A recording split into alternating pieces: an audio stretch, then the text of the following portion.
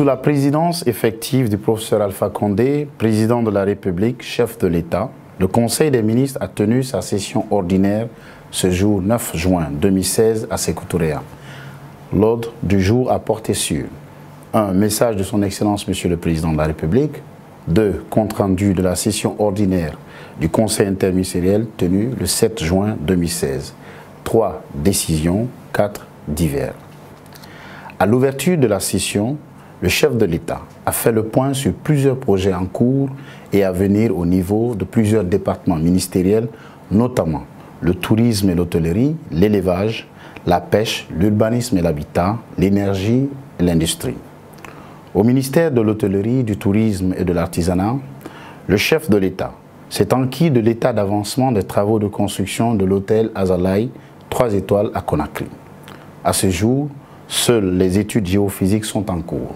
Le chef de l'État a donc instruit le ministre en charge de faire accélérer les procédures et les travaux afin que ce réceptif hôtelier soit une réalité.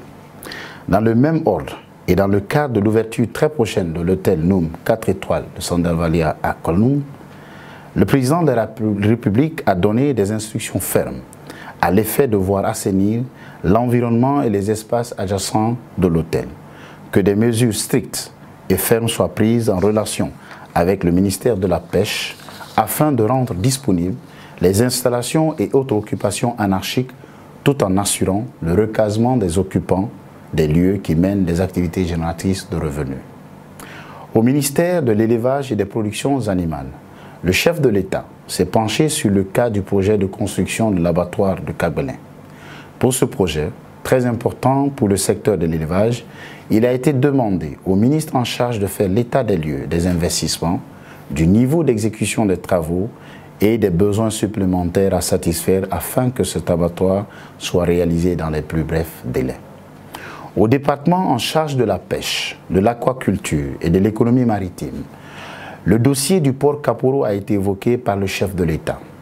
Cet investissement en cours avec nos partenaires japonais pour la construction d'un port artisanal à l'image de celui de Bolbini dispose déjà des études de faisabilité.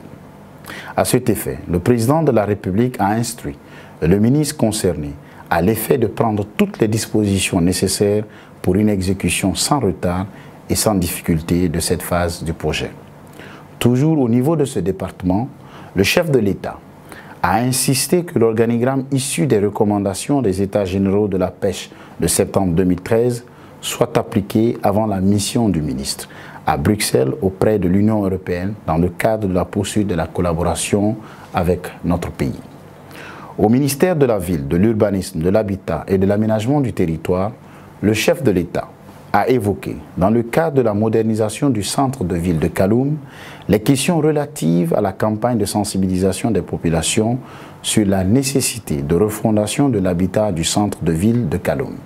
À cet effet, il a instruit le ministre en charge d'intensifier la communication à l'endroit des populations pour une meilleure compréhension de cette approche gagnant-gagnant pour un centre-ville moderne et un habitat sain. À l'occasion, le chef de l'État a aussi relevé la question liée à la location d'immeubles au profit de l'administration dans le centre-ville de Kaloum. Pour le président de la République, il y a lieu de revoir cette question de location d'immeubles abritant les services publics à des coûts exorbitants, alors même que la construction d'immeubles administratifs par l'État est une voie plus avantageuse et économique pour les deniers publics. Au département de l'énergie et de l'hydraulique, de la nécessité de diversifier nos sources d'approvisionnement en énergie, le chef de l'État a évoqué les partenariats initiés par la Banque nationale de développement avec des investisseurs étrangers, notamment de Hong Kong. Ces partenariats vont aboutir à la construction de centrales solaires dans 137 localités de notre pays et l'aménagement hydroélectrique de 4 mini-barrages. À cet effet, le président de la République a instruit le ministre concerné afin que très rapidement le protocole d'accord entre les parties soit signé conformément au document de stratégie de développement énergétique de la Guinée. À l'égard du ministère de l'Industrie, des petites et moyennes entreprises et de la promotion du secteur privé, le chef de l'État a rappelé et insisté sur la nécessité pour le secteur privé de s'approprier les nouvelles opportunités de financement et de mise à disposition de fonds par les bailleurs et les partenaires financiers, en l'occurrence les Pays-Bas. Il a demandé aux ministres concernés d'inviter, d'inciter et de permettre aux acteurs du secteur privé guinéen de profiter des 40 millions d'euros de lignes de crédit des Pays-Bas destinées exclusivement à la promotion du secteur à des taux concessionnels. Au titre du deuxième point de l'ordre du jour, Monsieur le Premier ministre, Mamadi Youla, a fait un compte-rendu de la session ordinaire du Conseil interministériel du 7 juin 2016. Au titre des comptes rendus, le ministre de l'Industrie, des PME et de la promotion du secteur privé a fait un compte-rendu de la mise en œuvre des décisions du Conseil des ministres relatives à la situation de la société Salguidia. Le ministre a rappelé les décisions du Conseil des ministres en sa session du 5 mai 2016, notamment la convocation d'une assemblée générale extraordinaire des actionnaires, la disponibilité du rapport d'audit technique et financier réalisé par le ministère de l'Économie et des Finances, la mise en place d'une unité de maintenance appuyée par une brigade de gendarmerie et la mise en place d'un syndic qui aura pour tâche d'élaborer un plan transitoire de restructuration et de relance de la société. Il a indiqué la mise en place d'un comité interministériel de relance de Salguidia.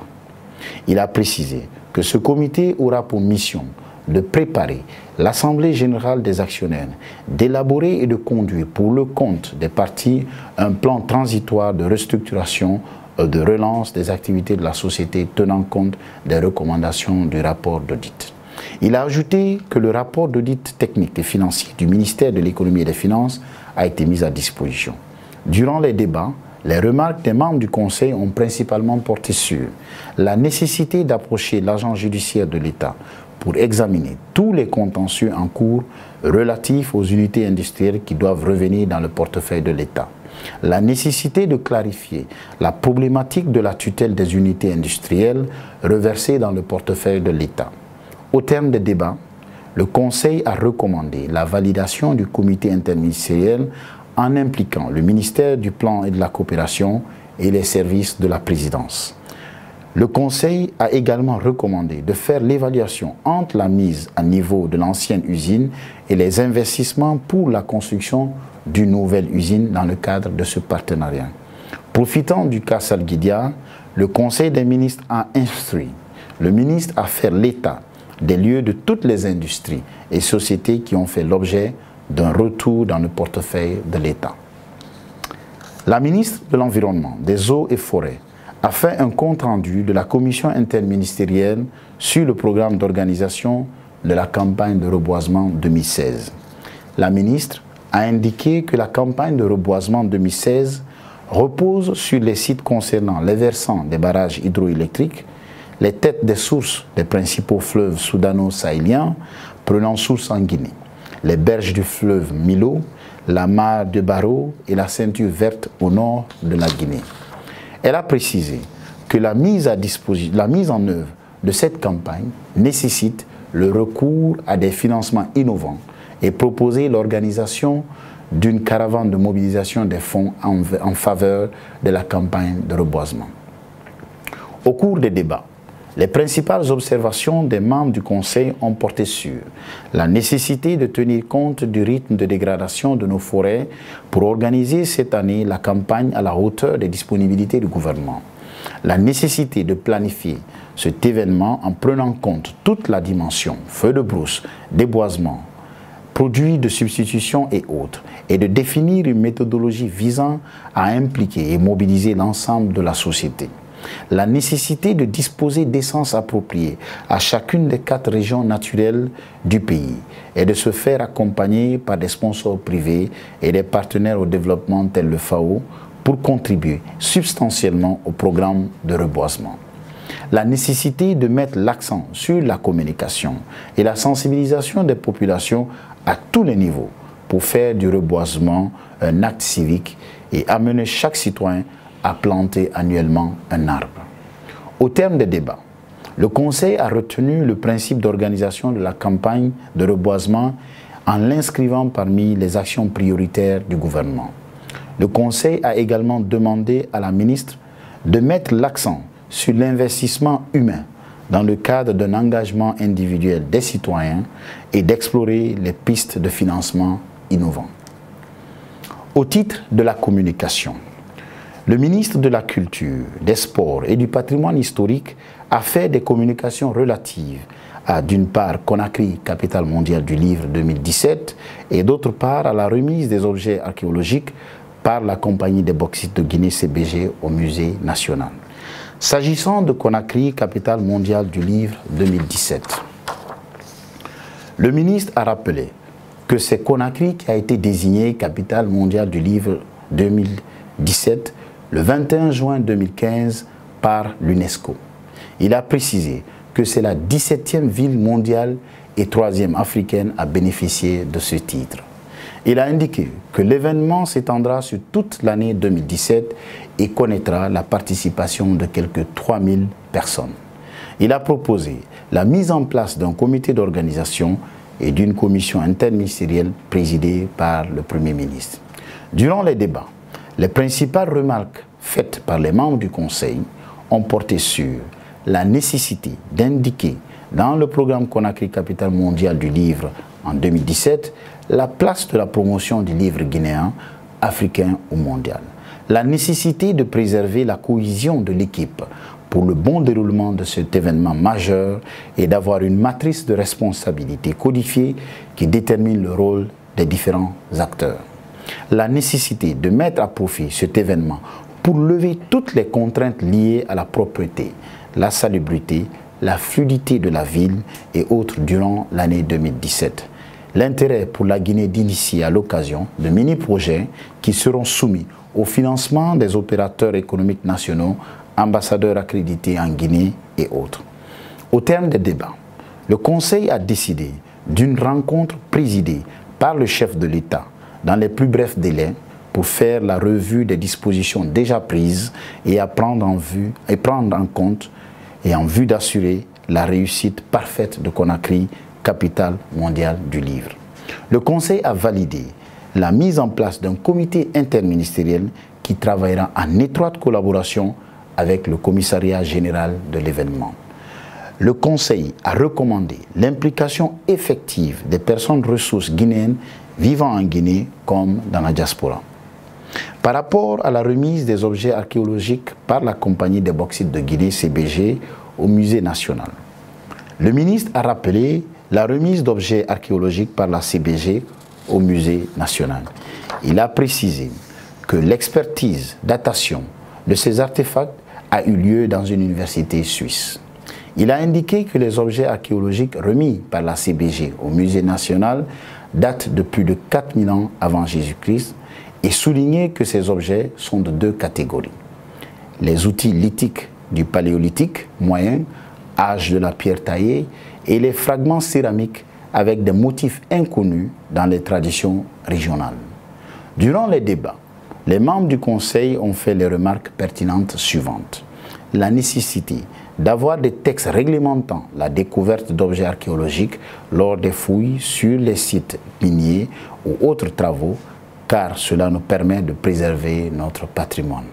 La nécessité de faire une évaluation des artefacts remis par la CBG au Musée national.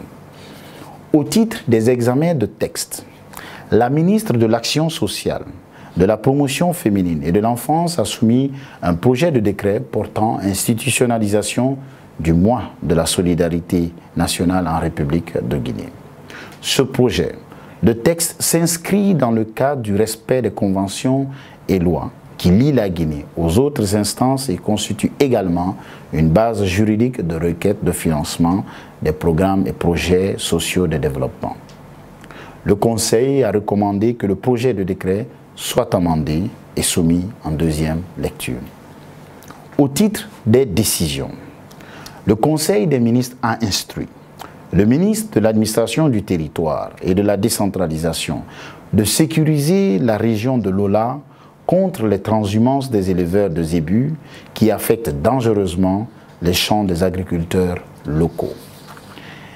Et finalement, au titre des divers, le ministre des Postes, des Télécommunications et de l'Économie numérique a informé le Conseil des ministres de l'adhésion de la Guinée à l'Alliance Smart Africa, alliance au sein de laquelle le président de la République de Guinée portera le projet d'interconnexion télécom des pays africains. Le Conseil des ministres, je vous remercie.